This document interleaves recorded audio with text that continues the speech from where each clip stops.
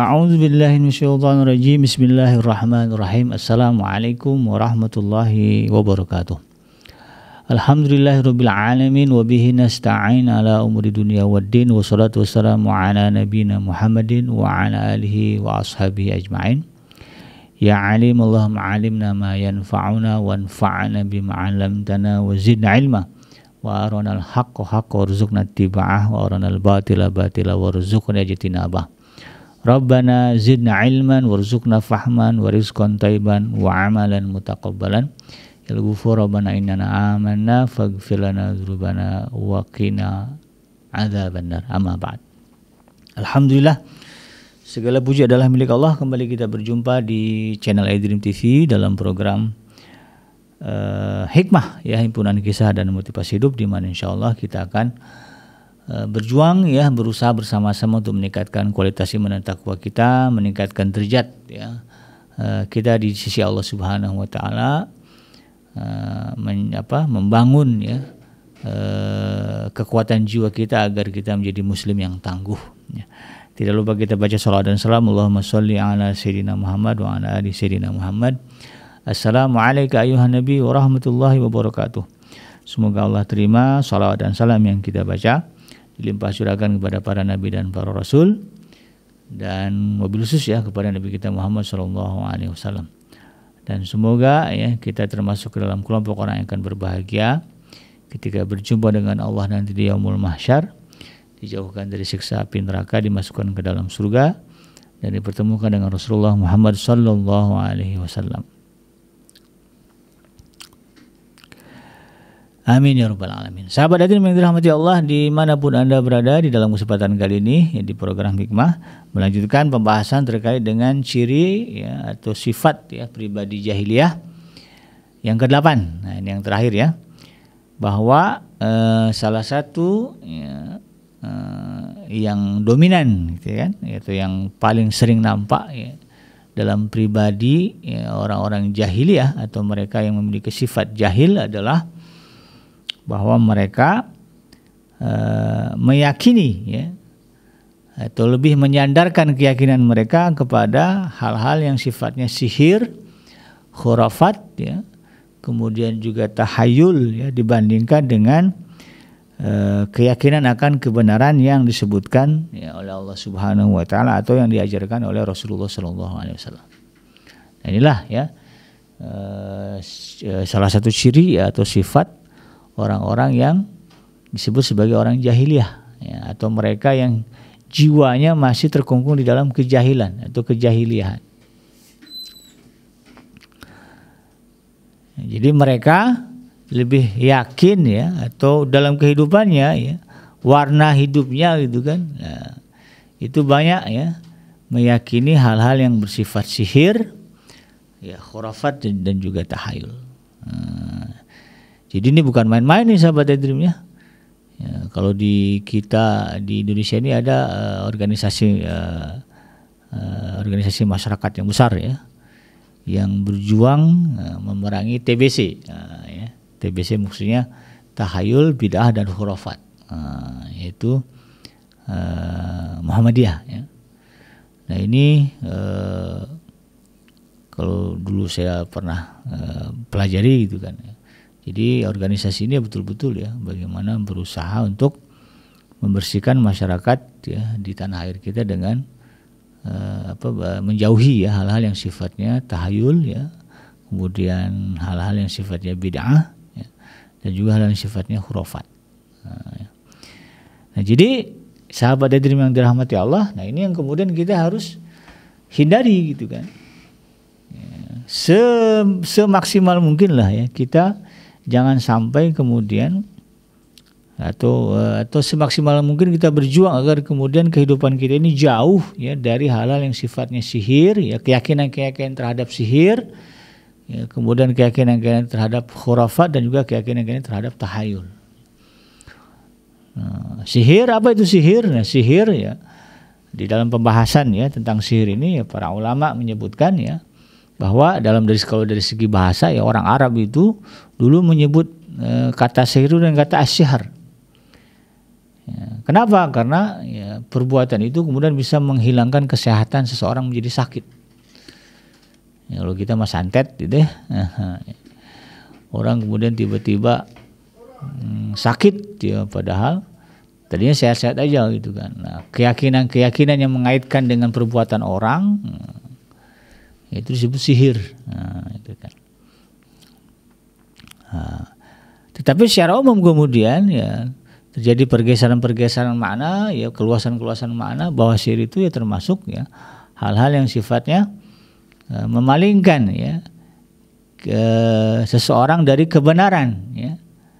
Memalingkan seseorang dari kebenaran kepada perbuatan setan. Nah, ya, sebagaimana diungkap oleh Al-Laits ya, bahwa sihir adalah sesuatu perbuatan yang dapat mendekatkan diri seseorang kepada setan ya dengan segala bantuannya. Ya, bahasa mudahnya sihir itu ya, terjadi karena ada praktek kerjasama antara manusia dengan setan. Nah, setan kan ada dua ya. Ada dari golongan jin yang tidak kelihatan ya, dan juga ada dari golongan manusia yang kelihatan. Nah, ya, jadi dengan tujuannya apa? Jadi memalingkan manusia dari kebenaran, yaitu mengalihkan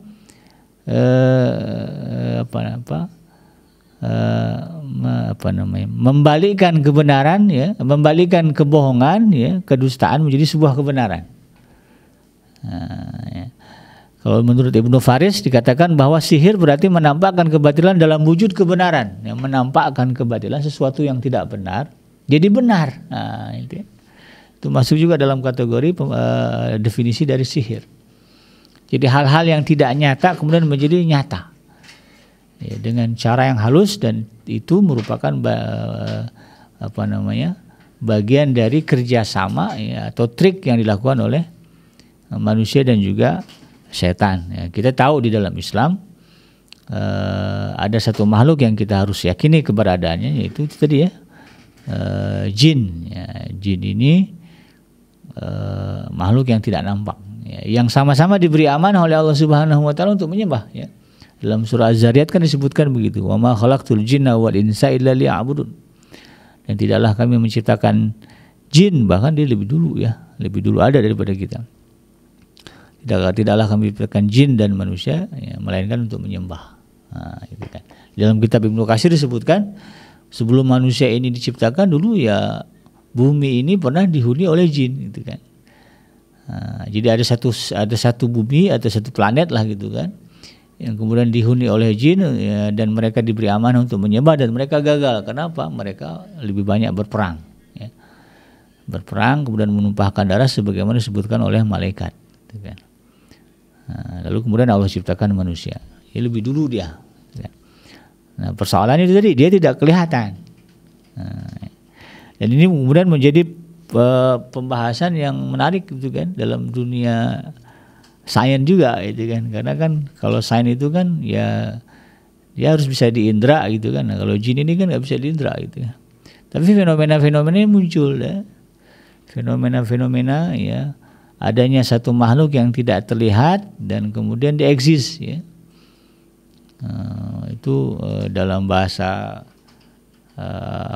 bahasa sainsnya apa istilahnya, saya lupa ya. Dan itu menjadi pembahasan yang menarik. Nah, kita orang Islam harus meyakini bahwa memang ya, itu ada ya. Bahwa ada satu perbuatan manusia ya, yang dilakukan bersama dengan setan ya, dalam hal ini adalah jin. Lalu kemudian dia sifatnya menyesatkan. Ya, karena itu tadi ya, menampakkan yang batil seolah-olah menjadi kebenaran. Yang paling kentara itu nanti sebagaimana yang Rasulullah katakan ya, dalam nubuahnya terkait dengan kedatangan Dajjal. Ya, bahwa Dajjal itu memiliki kekuatan yang luar biasa. Kekuatan dari dalam memalingkan manusia dari kebenaran. Ya, sampai-sampai Nabi katakan kalau kalian mendengar ada ya Dajjal di satu tempat, dan itu beritanya A1 gitu ya, valid gitu kan, memang Dajjal muncul begitu kan, dan kita tahu ada di mana. Nah, kata Nabi jangan ke situ, kalau malah seharusnya lari menjauh ya, jangan sampai ketemu, karena saking kuatnya ya sihir. Nah, kalau saya mengatakan sihir ya, sihir yang dibuat oleh Dajjal sehingga kemudian manusia bisa dengan mudah dipalingkan dari kebenaran. Bayangkan saja ya, Dajjal itu nanti bisa menghidupkan orang mati, menyembuhkan semua penyakit. Kalau menghidupkan orang mati bisa dibayangkan ya, bagaimana ada orang dengan kekuatannya ya, supranaturalnya gitu. Kemudian dia bisa menghidupkan orang yang sudah mati. Kita nih misalnya sedih ditinggal oleh ibu, ya ditinggal oleh anak semata wayang misalnya, datang Dajjal gitu kan. Ini bisa anak kamu saya hidupkan lagi, tapi syaratnya kamu percaya saya Tuhan. Nah, mau ngomong apa kita? Ya. Cinta banget sama anak yang baru meninggal, lalu kemudian ada orang yang bisa menghidupkan lagi, tapi dengan syarat akui dia Tuhan. Nah, dalam bahasa logika, nggak mungkin manusia bisa menghidupkan yang mati kecuali dia Tuhan. Memang dia Tuhan, kan begitu kan? Nah, kalau udah sampai ke situ luar biasa. Nah, maka kata Nabi, jangan sampai kemudian kita dekat-dekat, jauh, harus menjauh. Ya, kenapa? Itu tadi ya, ada sihir yang luar biasa pada diri Dajjal. Nah, kalau khurafat ya, sahabat yang dirahmati Allah, khurafat ya menurut para ulama ya didefinisikan sebagai apa? Cerita-cerita dusta yang dianggap sebagai kebenaran. Cerita-cerita dusta, bohong yang tidak berdasarkan kepada fakta dan logika ya, diada-adakan lalu kemudian dianggap sebagai sebuah kebenaran. Cerita dia, kisah-kisah gitu kan, kisah-kisah bohong, kisah-kisah yang nggak pernah ada tapi kemudian dikatakan sebagai sebuah kenyataan lalu kemudian dianggap sebagai sebuah kebenaran. Ya, itu khurafat. Nah, kalau tahayul ya, itu adalah hayalan. Nah, ya. Hayalan yang kemudian diyakini sebagai kebenaran. Nah, nanti dia bisa lah ya kita lihat bagaimana tahayul dalam kehidupan kita sehari-hari. Nah, tiga hal ini sahabat yang dirahmati Allah menjadi warna yang sering muncul dalam kehidupan orang-orang jahiliyah. Jadi hidupnya itu diwarnai dengan hal-hal yang sifatnya tahayul, ya, khurafat dan juga hal-hal berbau sihir. Kalau masih meyakini sihir, tahayul dan khurafat ya, di dalam menjalani kehidupan, nah, maka kita termasuk ke dalam kelompok orang yang jahiliyah. Nah, hal ini sebagaimana yang Allah sebutkan di dalam surah Al-Baqarah ya, surah yang kedua ayat yang ke-102.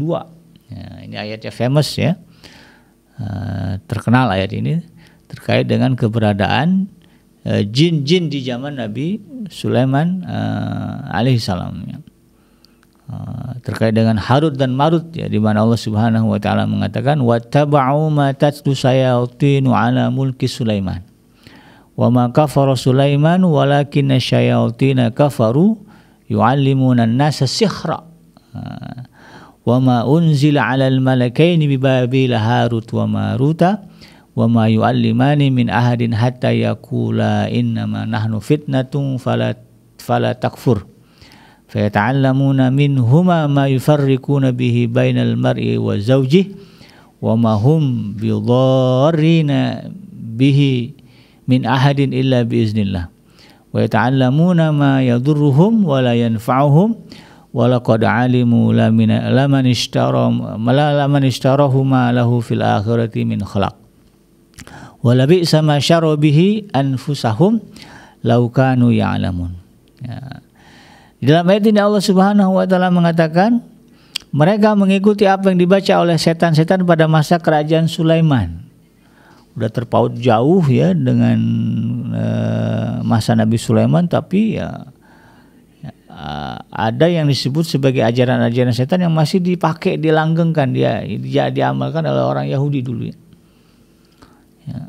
Dan Allah menegaskan Sulaiman itu tidak kufur, tetapi setan-setan itulah yang kufur. Mereka mengajarkan sihir kepada manusia dan apa yang diturunkan kepada dua malaikat di negeri Babilonia, yaitu Harut dan Marut.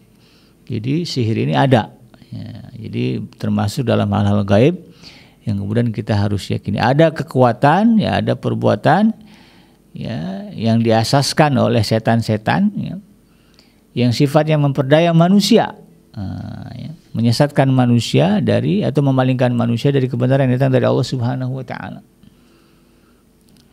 Dan ini ada yang bisa melakukannya. Ya, ada person-person orang-orang yang memang punya kepandaian di bidang itu. Jadi bukan berarti tidak ada ya. Ada orang-orang yang bisa melakukan sihir. Kok bisa? Itu tadi karena dia bekerja sama dengan setan-setan sebagaimana Allah sebutkan di dalam ayat ini. Yang intinya kemudian ya makin menjauhkan si pelakunya dan orang meyakininya dari Allah Subhanahu wa taala. Ya, karena dari perbuatan sihir ini kemudian akan muncul satu keyakinan bahwa ternyata ada kekuatan selain Allah yang mampu melakukan hal-hal yang luar biasa kan gitu ya. Nah, itu yang jadi masalah itu di situ gitu kan. Bahwa sihir ini kemudian akan menyebabkan manusia berpaling dari Allah atau kemudian menduakan Allah Subhanahu wa taala. Di dalam ayat ini diterangkan ya, padahal keduanya tidak mengajarkan sesuatu kepada seseorang sebelum mengatakan sesungguhnya kami hanyalah ujian bagi kamu. Oleh sebab itu janganlah kufur. Maka mereka mempelajari dari keduanya apa yang dapat memisahkan antara seorang suami dan istrinya. Ini apa namanya? Termasuk sihir juga itu ya. Ada orang senang sama perempuan atau senang sama laki-laki, lalu kemudian datang ke orang yang bisa melakukan sihir, lalu kemudian dengan kekuatan sihirnya itu dia bisa memisahkan antara suami dan istri. Jadi cerai itu kan, sehingga kemudian orang yang menginginkannya bisa mendapatkan istri atau suaminya. Ini nyata ini sahabat Edrimnya. Jadi bukan bohong gitu ya. Sihir itu ada.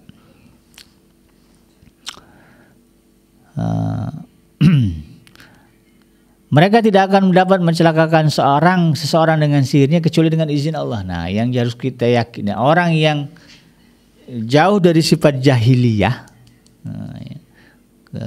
ketika berhadapan dengan sihir ini, sihir kan satu kenyataan ya, satu realita yang ada disebutkan dalam Al-Quran.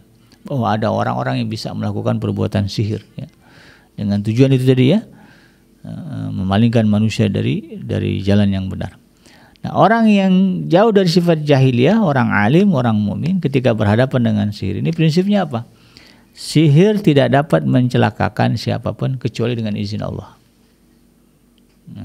Kecuali dengan izin Allah.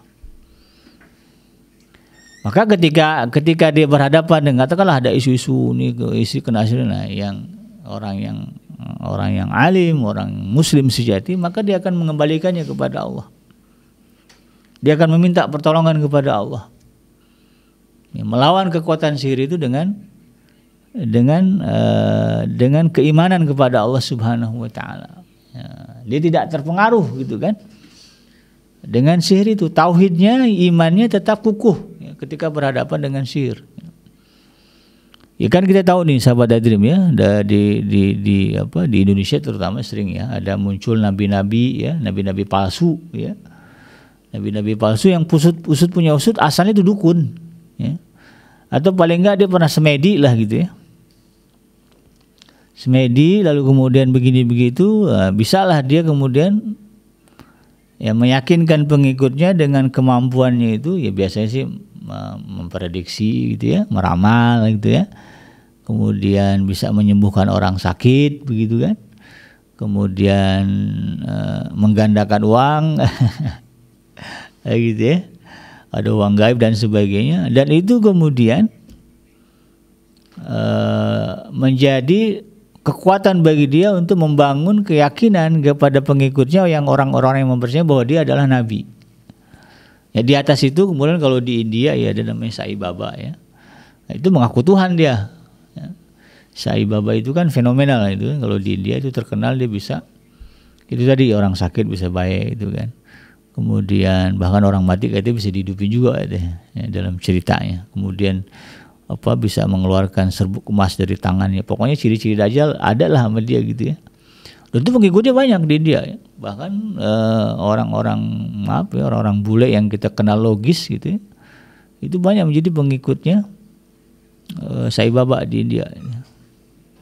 Kalau orang Barat itu kan biasa logis itu ya. Tapi ketika berhadapan dengan Sai Baba, banyak yang kemudian terpesona dan ikut yang mengakui Sai Baba itu adalah Tuhan ya, titisan Tuhan, disembah itu. Nah, orang Islam kalau dihadapkan dengan sihir-sihir itu tadi ya, itu tadi yang ngeluarin sesuatu dari tangannya ya, jadi ada emas, nyembuhin orang sakit ya. Kalau ujungnya kemudian dia mengaku bahwa dirinya adalah nabi, ya ujungnya sesat lah gitu ya, mengajarkan ajaran-ajaran sesat, nah kita wajib kemudian tidak percaya. Ya, inilah yang sebetulnya sihir kan.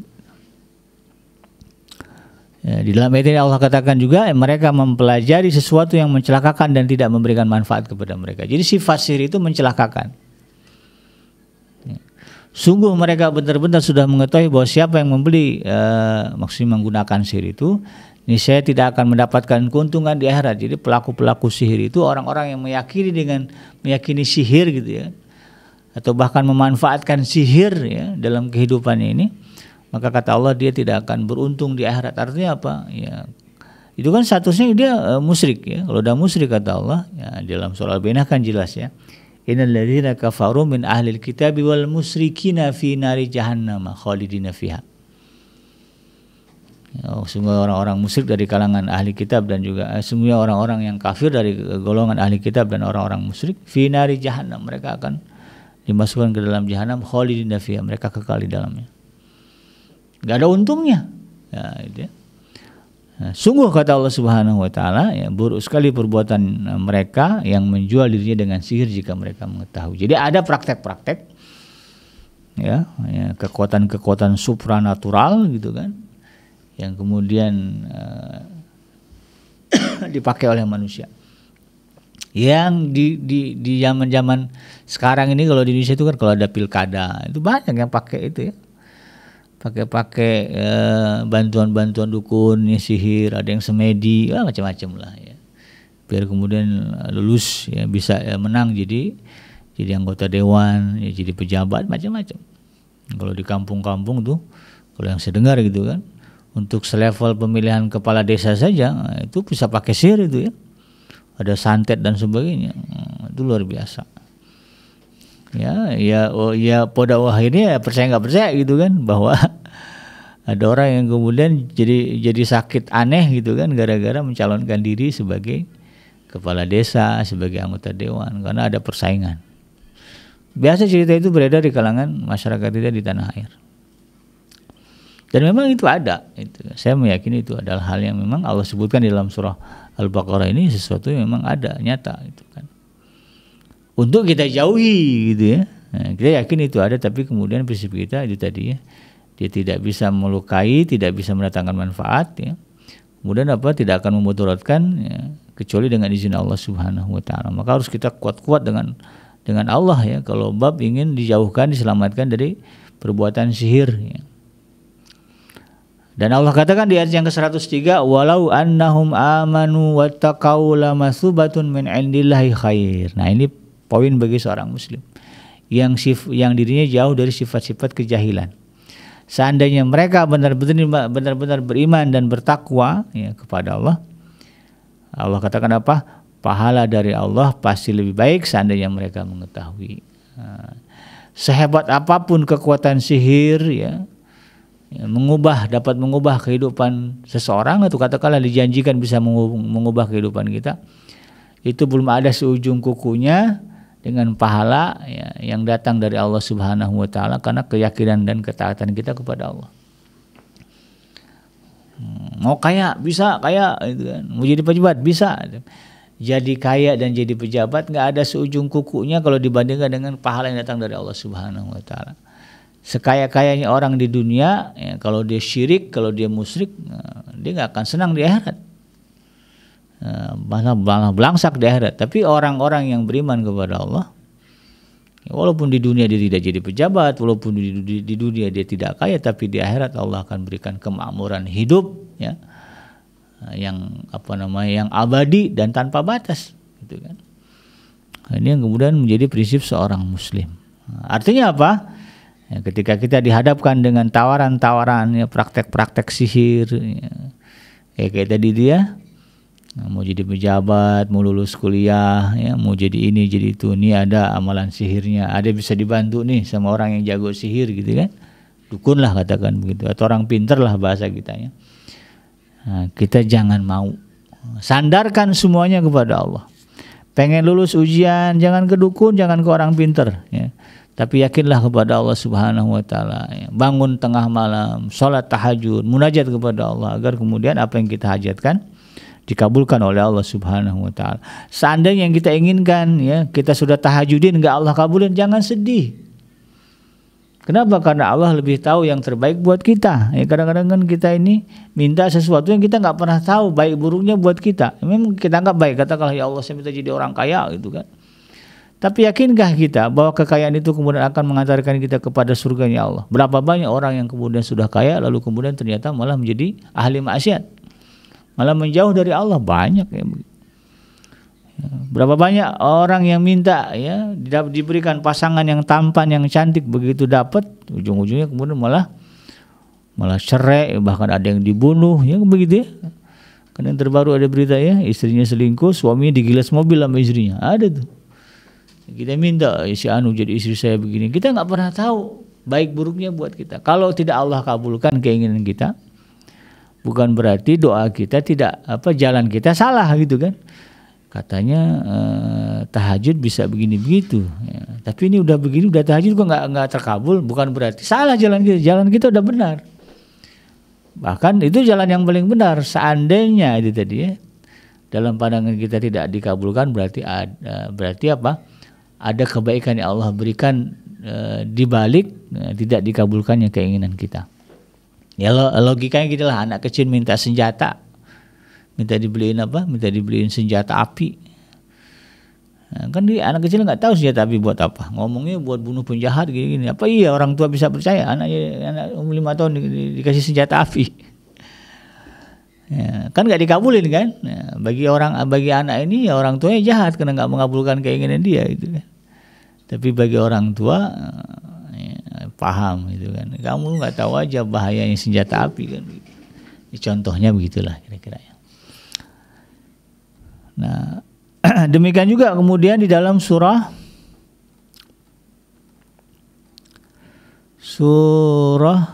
Yunus, ya, surah Yunus ayat yang ke-78 dan ayat yang ke-79. Allah Subhanahu wa taala mengabarkan kepada kita, qalu ajitana litalfitana amma wajadna alaihi aba'ana wa takuna lakumal kibriya'u fil ard wa ma nahnu lakum bimu'minin. Mereka berkata, apakah engkau, ini Bani Israil dulu ya, apakah engkau Musa datang kepada kami untuk memalingkan kami dari apa yang kami dapati pada nenek moyang kami? Nah, itu amalan-amalan menyembah berhala itu ya, yang dasarnya adalah cerita dusta, dasar adalah khurafat, ya. Dan dasar adalah tahayul, hayalan-hayalan yang tidak ada pijakan logisnya gitu kan.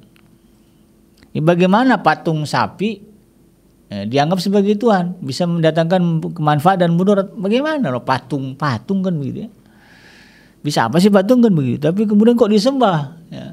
Gara-gara ada cerita patung ini bisa bikin begini, bisa bikin begitu. Ya kalau kamu nggak nyembah dia nanti kamu begini begitu. Nah, keyakinan itu kan yang berada di benak-benak orang-orang yang kemudian menyembah berhala, meyakini sesuatu selain Allah Subhanahu wa taala kan begitu. Bisa mendatangkan mudarat dan manfaat.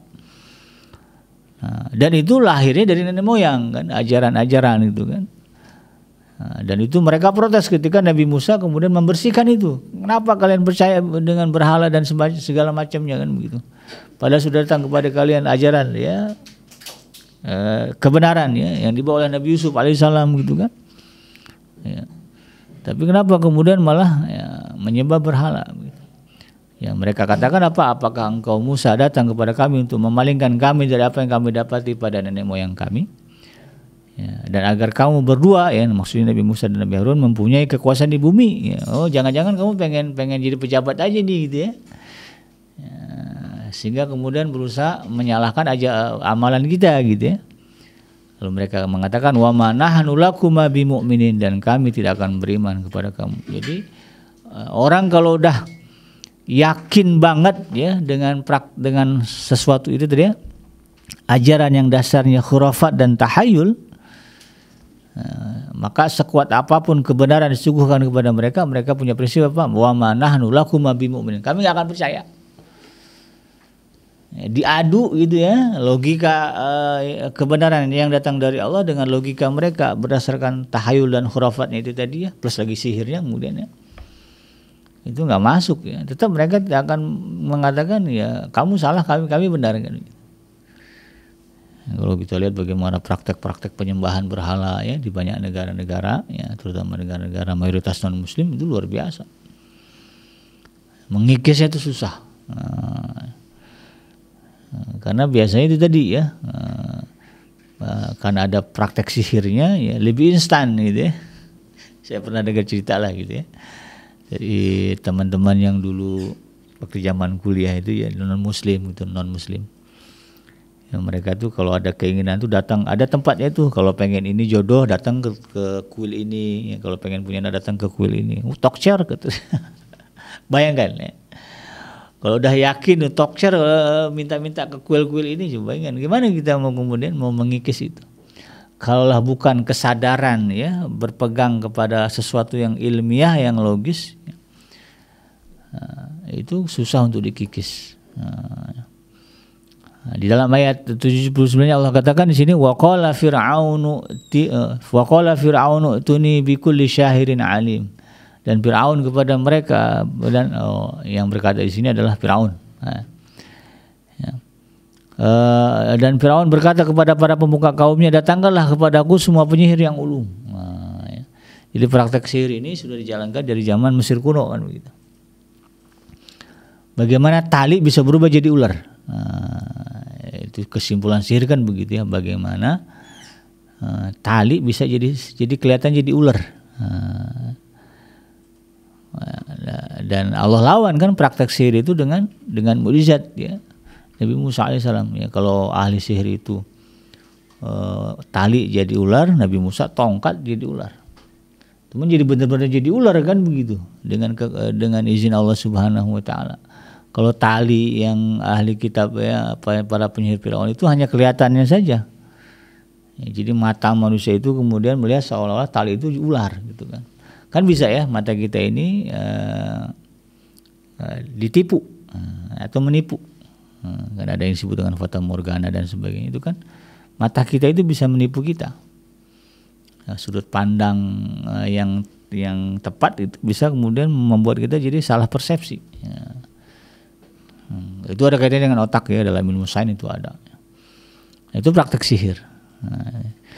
Nah, jadi Fir'aun lebih berpegang kepada sihir ya daripada kemudian meyakini apa yang disampaikan oleh Nabi Allah Musa alaihissalam.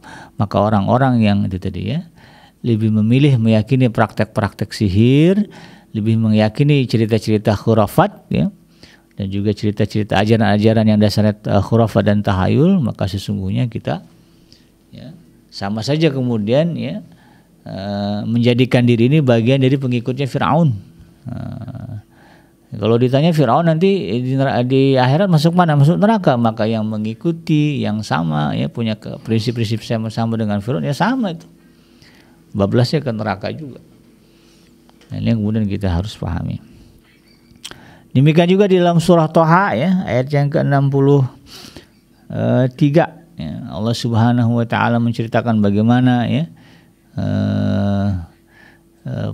praktek sihir ya yang dijalankan oleh orang-orang di zaman Firaun.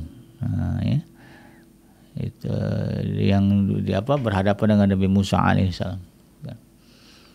Ya, Firaun lebih meyakini tukang sihirnya ya, daripada apa yang ditujukan oleh Nabi Allah Musa alaihissalam. Jadi sedemikian terperangkapnya jiwa Firaun di dalam kebodohan, gitu ya. Maka dia lebih meyakini sihir daripada kemudian sesuatu yang jelas-jelas datangnya dari Tuhan semesta alam. Ya sampai itu tadi ya, laut terbelah pun ya oleh Nabi Musa alaihissalam, dia nggak yakin itu perbuatan Tuhan begitu ya. Nah, ujung-ujungnya kemudian ditenggelamkan di laut Firaun. Sebelum tenggelam baru enggak itu ya. Ketika sakaratul maut datang, kebenaran sudah terlihat, baru mengatakan amantu bi rabbi Musa wa Harun, aku beriman kepada Tuhannya Musa dan Harun. Tapi kan udah telat. Nah, ini jangan sampai kemudian kita mempertahankan kejahilan kita, ya, kebodohan kita sampai kemudian menjelang wafat. nggak akan diterima oleh Allah Subhanahu wa taala. Ya, kalau mau merubah ya diri ya, menjadi pribadi yang alim ya, dari pribadi yang jahil. Ya sekaranglah momennya, mumpung Allah masih kasih kita usia, kasih kesempatan untuk hidup, tinggalkanlah praktek-praktek sihir, tinggalkanlah ajaran-ajaran yang dasarnya khurafat, yang dasar-dasarnya adalah tahayul. Ya. Kita kembali kepada Allah Subhanahu wa taala. Kita kembali kepada apa yang Allah ajarkan. Punya hajat, punya keinginan, Allah ada ajarannya. Ya. Ini begitu ya. Nah, jadi jangan pakai cara-cara lain. Ya. Dan dalam hal ini juga menjadi penting bagi kita untuk kemudian memilah dan memilih ya ajaran-ajaran yang disampaikan oleh orang yang katanya tokoh ya, orang alim gitu kan, tapi kok ceritanya bukan tentang Quran, ceritanya banyak tentang khurafat dan tahayul. Ya, kita tidak pernah menjadi saksi kebenaran beritanya, dan ceritanya juga cenderung itu tadi ya bertentangan dengan fakta-fakta ilmiah. Maka ya paling tidak ya bertentanganlah dengan prinsip asas Al-Quran lah ceritanya. Ada cerita itu kan, ada orang yang bisa memadamkan api neraka itu kan. Ada tuh yang begitu ya. Aneh itu kan. Yang bingungnya ada aja yang percaya itu ya. Kenapa percaya? Itu tadi dia punya sihir. Nah, dia punya kemampuan melakukan praktek sihir sehingga kemudian mengikutnya percaya. Demikian sahabat Dream ya, mudah-mudahan bermanfaat dan semoga Allah menjauhkan kita dari sifat-sifat jahiliyah ya, sehingga kemudian derajat jiwa kita naik ya, menjadi orang-orang yang dimuliakan oleh Allah Subhanahu wa taala. Yang benar datangnya dari Allah, yang salah semata-mata lahir dari kealfaan dan kegelapan saya pribadi. Saya bikin pamit undur. Hasbiyallahu la ilaha illa huwa alaihi tawakkaltu wa huwa rabbul arsyil azim. Subhanaka Allahumma rabbana wa bihamdika asyhadu an la ilaha illa anta astaghfiruka wa atubu ilaik. Walhamdulillahirabbil alamin. Assalamualaikum warahmatullahi wabarakatuh.